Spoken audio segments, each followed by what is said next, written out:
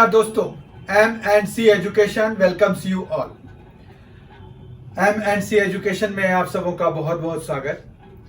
आज के इस क्वांटिटेटिव एप्टीट्यूड की क्लास में, जो कि थोड़ा यूनिक है और छोटा है, बहुत बहुत छोटी क्लास है ये।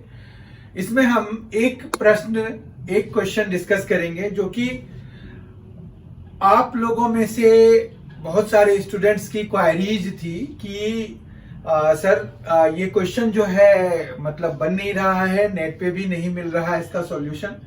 तो ऐसे क्वेश्चंस को लेकर के मैं इस तरह के सेशन में आऊंगा। ये सेशन बहुत ही छोटा हुआ करेगा और इसमें हम जो है ऐसे टिपिकल क्वेश्चंस को डिस्कस करेंगे जो कि किसी न किसी एग्जाम में या तो आए होंगे या आने की पॉसिबिलिटी बहुत ज्यादा होगी और थोड़े टेढ़े से होंगे। जैसे ये क्वेश्चन हम जो आज की क्लास में डिस्कस करने जा रहे हैं वो क्वेश्चन है कि G1 plus G2 is equal to 3 दिया हुआ है, G2 प्लस G3 8 दिया हुआ है, G3 प्लस G4 30 दिया हुआ है, G4 प्लस G5 की वैल्यू हमें निकालनी है। तो ये फलन मतलब फंक्शन पर बेस्ड है, फलन पर बेस्ड है। फलन क्या होता है? फंक्शन होता है।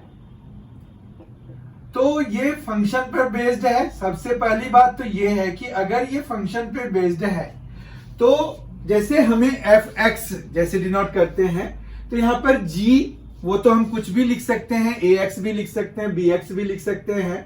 तो यहां पर gx है, फंक्शन gx है। तो gx अब फंक्शन में क्या है, क्या हो सकता है? फंक्शन एक तरह से क्या होता है, मैपिंग होता है। वो अगर हम सिंपल टर्मिनोलॉजी में देखें तो फंक्शन बेसिकली क्या है, अगर हम fx की बात करते हैं तो हम जो है यहां पर क्या लिख सकते हैं, fx इज इक्वल टू, अगर मान रखिए कि लीनियर फंक्शन है तो हम x लिख सकते हैं, मतलब ये आइडेंटिटी फंक्शन हो गया। अगर हमें लीनियर बनाना है तो ax प्लस b लिख सकते हैं, इस तरह का हो सकता है। या फिर fx is equal to x square हो सकता है अगर क्वाड्रेटिक है तो, या फिर some multiple of x square, ठीक है। या फिर इसके साथ और आगे भी कुछ कुछ चीजें हो सकती हैं। तो इस तरह से फंक्शन डिफाइन होता है, ये तो आपको पता है। जो हमने सबसे पहले मतलब fx is equal to x जो किया था वो आइडेंटिटी फंक्शन होता है, जबकि fx is equal to ax plus b अगर है तो वो क्या है, वो एक लीनियर फंक्शन है। इसी तरह से ये एक क्वाड्रेटिक फंक्शन है।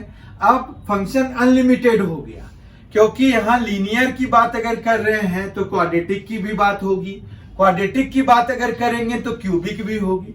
तो इस तरह से कोई भी हो सकता है। इवन फंक्शन जो है हमारे पास किसी कांस्टेंट की पावर में, जैसे अगर a एक कांस्टेंट है तो उसकी पावर में x, ये एक्सपोनेंशियल फंक्शन भी हो सकता है, लॉगरिथमिक फंक्शन भी हो सकता है जिसमें कि हम लॉग लिख देते हैं। तो इसी तरह के फंक्शन में हमें ये आइडेंटिफाई करना पड़ेगा कि आखिर gx क्या है, जो कि हमारा G1 प्लस G2 3 दे जाए। अब यहां पर हमारे पास जैसे एक्सपोनेंशियल फंक्शन है, लॉग फंक्शन है, उसी तरह का एक और फंक्शन हो सकता है, वो है फैक्टोरियल फंक्शन। अगर मान रखिए कि fx is equal to x factorial है तो ये भी एक फंक्शन है। फंक्शन बेसिकली मैपिंग है कि हम उसमें कुछ इनपुट डालेंगे, मतलब x की जगह पर कोई वैल्यू हम लिखते हैं और जो ऑपरेटर वहां पर लगा हुआ है उसको यूज करके हम उसको सॉल्व करके सिंप्लीफाई करके एक वैल्यू निकाल करके लिखते हैं। जैसे यहां पर अब a b की वैल्यू पता होगी, x की वैल्यू जब हम डालेंगे तो हमें जो है वो एक आउटकम हमें दे जाएगा। इसी तरह से दूसरे वाले में, तीसरे वाले में। तो जब भी फंक्शन जो है, फंक्शन में हमें वेरिएबल की वैल्यू डालनी होती है और बाकी उसको सिंप्लीफाई करना पड़ता है जो based on whatever is given there, जो चीजें वहां पर होती हैं, ठीक है। तो हमारे पास ये जो फैक्टोरियल फंक्शन के बेसिस पर होता है। अब हमारा जो दूसरा काम होता है, इस तरह के क्वेश्चंस में हमें ये डिसाइड करना होता है कि आखिर फंक्शन किस तरह से डिफाइंड है। वो लीनियर फंक्शन है। लीनियर में भी आइडेंटिटी फंक्शन है। क्वाड्रेटिक है तो क्वाड्रेटिक में भी सिंपल क्वाड्रेटिक मतलब विदाउट एनी कोफिशिएंट्स वगैरह है, या कुछ कोफिशिएंट्स वगैरह के साथ है, या फुल फ्लेजेड जो है वो क्वाड्रेटिक है मतलब जिसमें कि x² plus bx plus c जैसी चीज होगी, मतलब 3 टर्म्स होंगे जिसमें। और फिर तो क्यूबिक, बाय क्वाड्रेटिक और आगे बढ़ते जाइए, आपके पास उस तरह से बहुत सारे बन जाते हैं। तो उनमें से हमें आइडेंटिफाई करना होता है, ठीक है। तो आइडेंटिफाई करने में सबसे पहले आप ये ध्यान रखिएगा कि जब भी आपको इस तरह का क्वेश्चन आता है तो वैसे क्वेश्चंस में कभी भी आपको बहुत ज्यादा जोर नहीं लगाना है। मतलब अगर सिंपली कुछ बन रहा है तो ठीक, नहीं तो उसको छोड़िए और दूसरा बनाइए। मतलब आप दूसरा सोचिए कि क्या लग सकता है। जैसे हम अगर यहां बात करें कि G1 प्लस G2 3 के बराबर है, तो हम अगर इसको आइडेंटिटी फंक्शन की तरह ट्रीट करेंगे तो G1 की वैल्यू 1, G2 की वैल्यू 2, तो 1 प्लस 2 तो 3 हो गया। पहला वाला तो सेटिस्फाई हो गया। दूसरा वाला देखते हैं तो यहां पर 2 प्लस 3 तो 5 हो रहा है जो कि 8 है। तो बात खत्म हो गई, अब हम उसके बारे में सोचेंगे ही नहीं। अब स्क्वायर करके देखते हैं।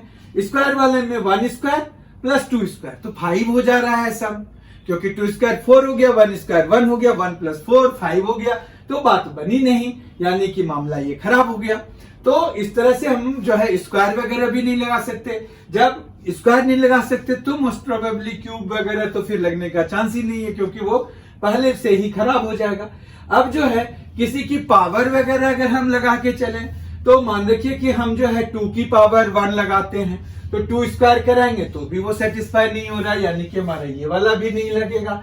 लॉग में हमारे पास यहाँ आंसर भी लॉग में आएगा, तो वो लॉग वाला आंसर है नहीं, या फिर डेसिमल्स में आएगा। मोस्ट प्रोबेबली लॉग के लिए 2 हिंट्स हैं आपके पास। अगर फंक्शन लॉगरिथमिक फंक्शन में कन्वर्ट हो रहा होगा तो वहां पर या तो यहां पर लॉग में आंसर आ रहा होगा, या लॉग की वैल्यू वो लॉग टेबल यूज करके निकाल के आपको देंगे।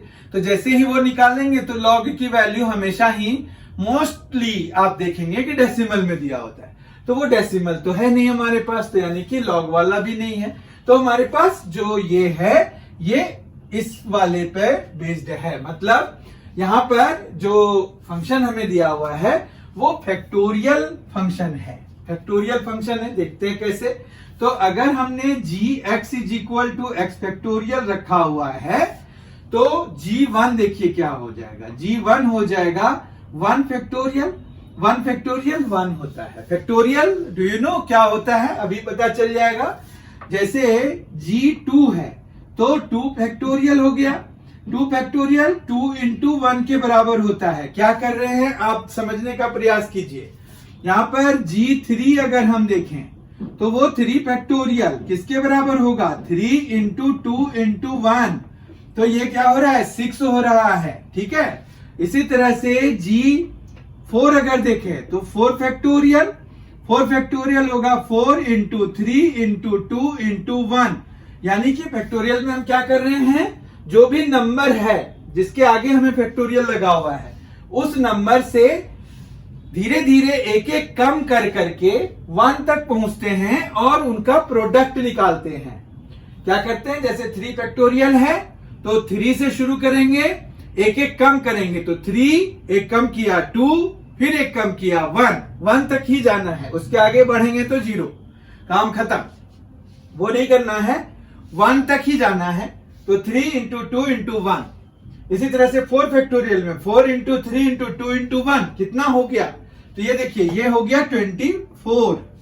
फिर हमारे पास G5 की बात करें अगर तो ये हो जाएगा 5 फैक्टोरियल, यानी कि 5 इंटू 4 इंटू 3 इंटू 2 इंटू 1, ये हो गया 120, ठीक है। अब हम आ जाते हैं कि क्या ये वाकई में फिट बैठ गया या नहीं। तो आप देखिए G1 प्लस G2, यानी कि G1 1 है, G2 2 है, तो 1 प्लस 2 3 आ गया। फिर G2 प्लस G3 मतलब 2 प्लस 6 देखिए 8 आ गया। फिर G3 प्लस G4 यानी कि 6 प्लस 24 30 आ गया। और G5 मतलब G4 प्लस G5 अगर चाहिए तो हमें क्या करना पड़ेगा, इन दोनों को ऐड करना पड़ेगा। तो यहां पर क्या आएगा आंसर, G4 प्लस G5 की जगह पे 144 हो जाएगा, क्योंकि हमने जब ऐड करेंगे हम इसको इन दोनों को तो हमें क्या मिलेगा 24 प्लस 120 144।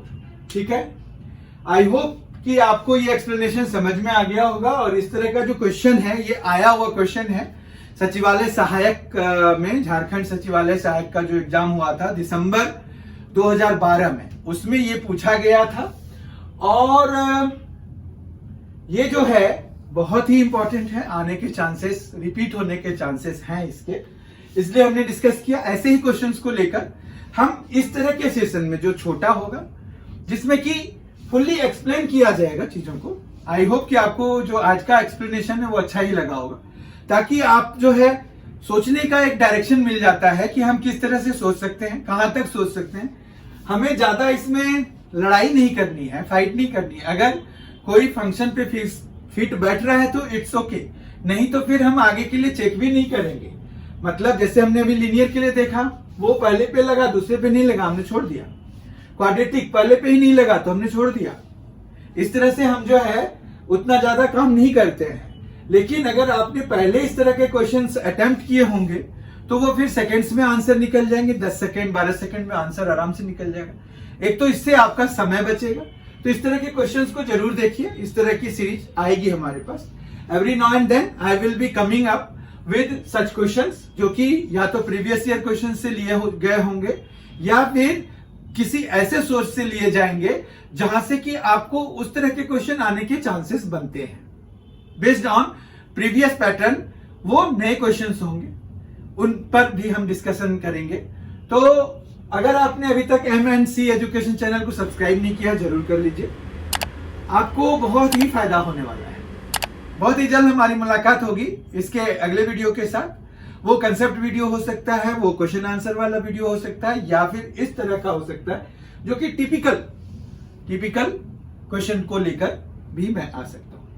बहुत जल्द हमारी मुलाकात होगी। Thank you so much.